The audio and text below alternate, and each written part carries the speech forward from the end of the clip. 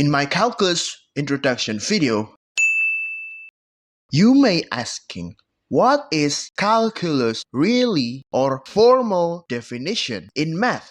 To answer these questions, let's recall the definition of limit. We know that limit denoted as this, which means that we approach the result from f of x to get as close as f of a at this limit x approach to a.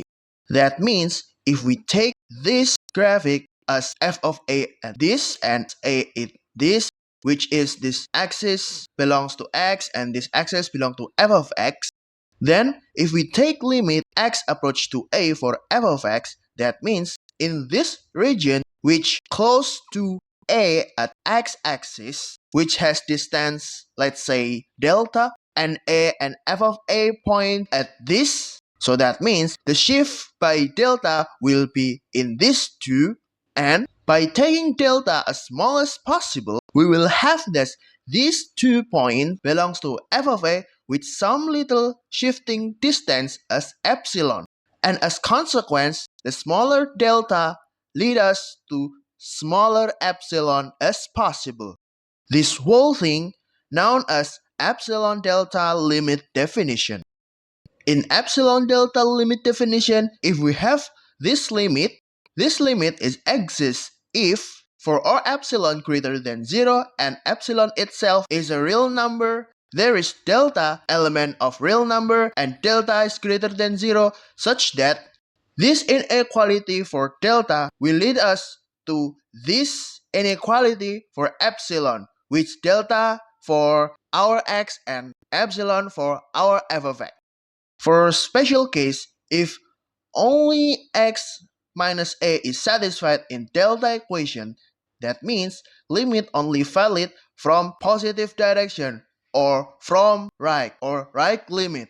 And so if only a minus x, which is a greater than x, that means the limit only exists for from negative direction or left limit exists only.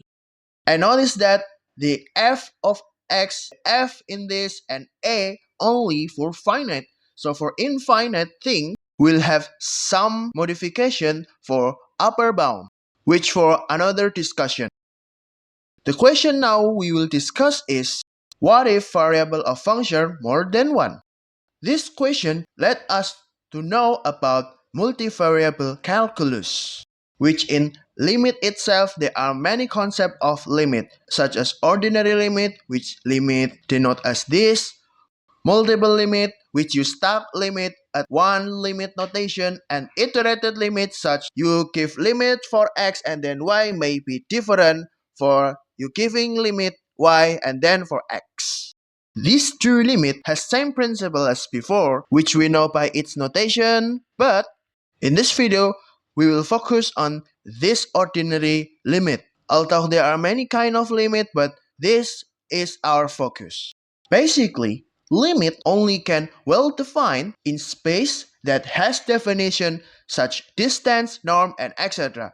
As we know that we need some close distance, and by geometry, we need distance. So this is why limit is a one topic in real analysis.